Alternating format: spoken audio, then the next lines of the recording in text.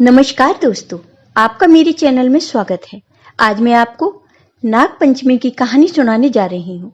अगर आपको ये कहानी पसंद आए तो कमेंट बॉक्स में नाग देवता की जय अवश्य लिखिए। साथ ही अगर आपने अभी तक मेरे चैनल को सब्सक्राइब नहीं किया तो सब्सक्राइब कर लीजिए और बेल आइकॉन पर क्लिक जरूर कीजिए, जिससे हमारे वीडियो के नोटिफिकेशन आपको मिलते रहें। अब सुनिए ये कहानी। बहुत समय पहले की बात है। किसी गांव में एक ब्राह्मण रहते थे। वह अपने परिवार का पालन पोषण गांव में भीख मांगकर किया करते थे। अब ब्राह्मण को भीख कम मिलने लगी तो उन्होंने सोचा कि अब मुझे बहुत कम भीख मिलती है, इससे मेरे परिवार का गुजारा कैसे होगा। ब्राह्मण ने सोचा क्यों ना राजा से मदद ली जाए। यह सोचकर ब्राह्मण राजा से मदद मांगने के लिए निकल गया। चलते चलते रास्ते में उसे एक नाग मिला। नाग ने कहा, ब्राह्मण देव, तुम कहाँ जा रहे हो? ब्राह्मण ने कहा, मैं राजा के पास मदद मांगने जा रहा हूं। तब नाग ने कहा, एक भविष्यवाणी मैं तुम्हें बताता हूं, क्या तुम राजा को बता दोगे? पर एक शर्त है कि राजा तुम्हें जो धन देंगे उसमें से तुम्हें आधा धन मुझे देना होगा। ब्राह्मण इसके लिए तैयार हो जाता है। तब नाग कहता है कि राजा से कहना, इस साल अकाल पड़ेगा, इसलिए प्रजा के लिए जो भी करना है वो कर लो। फिर ब्राह्मण महल में जाता है।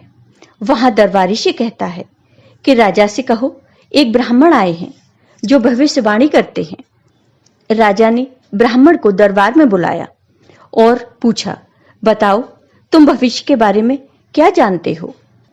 तब ब्राह्मण ने राजा से कहा, हे राजन, इस साल अकाल पड़ेगा, इसलिए तुम्हें अपनी प्रजा को जो भी करना है कर लो। राजा ने भविष्यवाणी सुनी और राजा ने ब्राह्मण को कुछ धन दिया और ब्राह्मण को विदा किया। वापस लौटते समय ब्राह्मण ने सोचा, ये ज्यादा धन नहीं है और अगर मैंने इसमें से आधा उस नाग को दे दिया तो मेरे पास बहुत कम रह जाएगा। यह सोचकर ब्राह्मण दूसरे रास्ते से अपने घर पहुंच गया। नाग के कहे अनुसार अकाल पड़ा। राजा ने पहले से ही इससे निपटने का इंतजाम कर लिया था, इसलिए प्रजा को कोई समस्या नहीं हुई। एक साल बीत गया। धीरे धीरे ब्राह्मण का सारा धन खत्म हो गया। तब ब्राह्मण फिर से राजा से मदद मांगने जाने लगा। रास्ते में उसे वही नाग मिला। नाग ने कहा, क्यों ब्राह्मण देव, धन खत्म हो गया क्या? तुमने आधा धन देने का वचन दिया था, लेकिन तुमने नहीं दिया। चलो कोई बात नहीं, मैं तुम्हें एक और भविष्यवाणी सुनाता हूं। इस बार युद्ध होगा तो तुम राजा से जाकर कहना कि जो तैयारी करनी हो अभी कर लो, लेकिन इस बार जो धन मिले उसमें से आधा जरूर दे देना। ब्राह्मण वचन देते हैं, हाँ, इस बार मैं तुम्हें आधा धन जरूर दूंगा। और ब्राह्मण महल की ओर चले जाते हैं। राजा ने ब्राह्मण को सम्मान सहित दरबार में बुलाया तो ब्राह्मण ने राजा को भविष्यवाणी सुना दी। इस बार राजा ने ब्राह्मण को अधिक धन दिया। ब्राह्मण राजमहल से निकला और रास्ते में ब्राह्मण ने सोचा कि मैं इसमें से नाग को धन क्यों दूं, क्यों ना उस नाग को मार दूं। तब ब्राह्मण नाग को मारने को डंडा मारता है।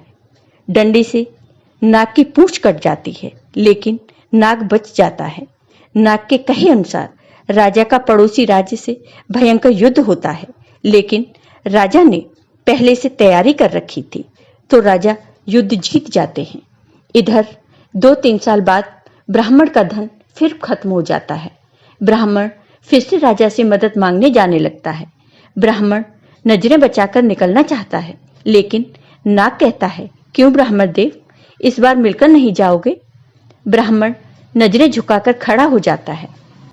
तब नाग कहते हैं, इस बार राजा से कहना कि इस साल राज्य में धर्म की स्थापना होगी, सब काम अच्छे होंगे, राजा और प्रजा सुखी रहेगी। लेकिन ध्यान रखना, इस बार जो धन मिले उसमें से आधा देकर जाना। ब्राह्मण ने फिर से वचन दिया। ब्राह्मण महल पहुंच गया। राजा ने ब्राह्मण को खूब सम्मान दिया और भविष्य के बारे में पूछा। तब ब्राह्मण ने कहा, राजन, इस बार धर्म की स्थापना होगी, सब सुखी रहेंगे, सब काम अच्छे होंगे। राजा ने ब्राह्मण को बहुत सारा धन देकर विदा किया। तब गांव पहुंचकर ब्राह्मण ने सोचा, राजा ने थोड़ा धन दिया है तो 1 साल में खत्म हो गया, फिर कुछ ज्यादा दिया तो 2-3 साल में खत्म हो गया। मैंने नाग से गद्दारी की सो अलग। यह सोचकर ब्राह्मण सारा धन लेकर नाग के पास गया और नाग से 3 बार का धन लेने को कहा। तब नाग ने कहा, हे ब्राह्मण, जब अकाल पड़ा तो तुमने रास्ता बदल लिया और जब युद्ध हुआ तुमने मेरी पूंछ काट दी। सबने मेरा बहुत मजाक उड़ाया। अब धर्म की स्थापना हो गई है। मैंने भविष्यवाणी की थी, लोग अच्छे काम करेंगे। देखो, तुम भी धर्म के मार्ग पर चलने लगे। हमें धन की क्या जरूरत? तुम इस धन को ले जाओ और खुश रहो, लेकिन कभी भी किसी को धोखा मत देना। तब ब्राह्मण नाग देवता को धन्यवाद देकर अपने घर लौट आते हैं और ब्राह्मण देव ने प्रण किया कि कभी किसी को धोखा नहीं देंगे। जय हो नाग देवता की। आपको ये वीडियो पसंद आया हो तो कमेंट बॉक्स में कमेंट करके जरूर बताइए। साथ ही मेरे वीडियो को ज्यादा से ज्यादा शेयर करिए। धन्यवाद।